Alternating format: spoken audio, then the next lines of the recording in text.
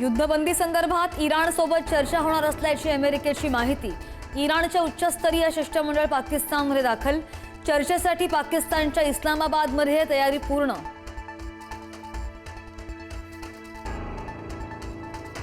दक्षिण लेबनॉनमधील मुख्य प्रशासकीय आणि व्यापारी केंद्र असलेल्या नबातीह शहरावर इस्रायलचा भीषण हवाई हल्ला। या हल्ल्यामध्ये अनेक इमारती जमीनदोस्त, ढिगाऱ्याखाली अनेक जण अडकल्याची माहिती।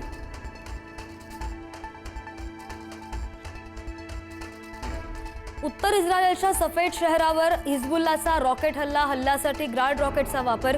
मोठी जीवितहानी झाल्याची शक्यता। साफेडमध्ये इस्रायली लष्कराचं उत्तर कमांड मुख्यालय।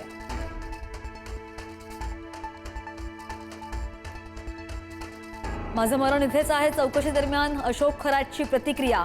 फसवणुकीचा गुन्हा खरातनं कबूल केल्याची माहिती। एसआयटीच्या तपासामध्ये आणखी धक्कादायक माहिती समोर येण्याची शक्यता।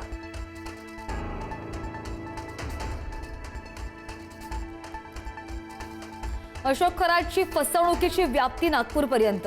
नागपूरमधील एका महिलेनं खरातच्या नादाला लागून गमावले 2.5 कोटी रुपये। एजंट मार्फत खरातकडून महिलेची फसवणूक।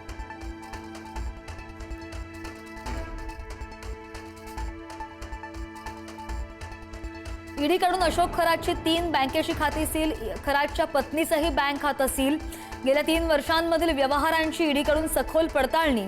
संशयास्पद व्यवहारांवर ईडीची नजर।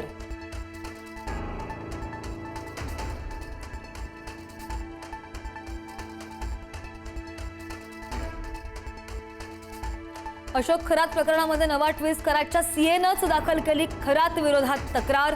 धार्मिक विधीच्या नावाखाली 8,76,00,000ची फसवणूक केल्याचा आरोप।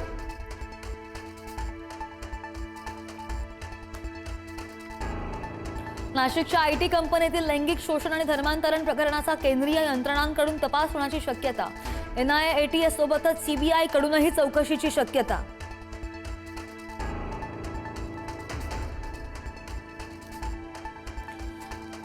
महिला अत्याचार प्रकरणातील रवींद्र एरंडेचा आणखी एक कारनामा। सरकारी अधिकारी असल्याचा बनाव करून नोकरीचा आमिष दाखवत 9 तरुणींना गंडा।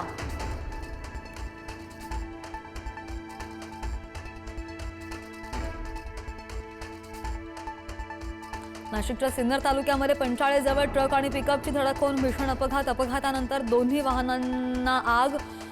आगीमध्ये होरपळून 3घांचा मृत्यू तर आगीतून पडल्यानं महिलेचा मृत्यू।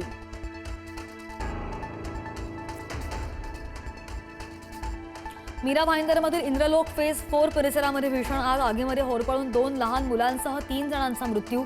झोपडपट्टी आणि तबेला असलेल्या भागामध्ये गॅस सिलेंडरचा स्फोट झाला आणि त्यामुळे लागली भीषण आग।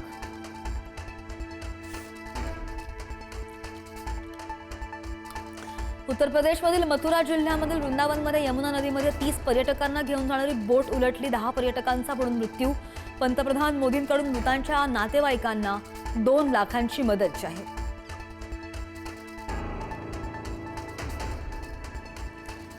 बेचाळीस नक्षलवाद्यांनी तेलंगणा पोलिसांसमोर केलं आत्मसमर्पण। आत्मसमर्पण करणाऱ्यांमध्ये मुख्य नक्षलवादी बटालियन कमांडर सोडी केसलूचा समावेश।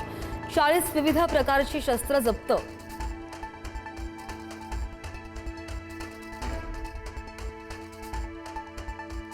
अभिनेता रणवीर सिंगनं घेतली सरसंघचालक मोहन भागवतांची भेट। संघ मुख्यालयामध्ये झाली भेट। डॉक्टर हेडगेवार स्मृती मंदिराला भेट देत हेडगेवार आणि गोळवलकर गुरुजींच्या समाधीस्थळाला आदरांजली।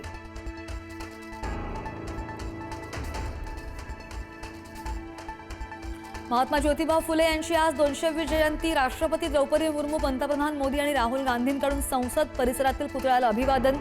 तर महाराष्ट्रामध्ये वर्षभर विविध उपक्रमांचं आयोजन।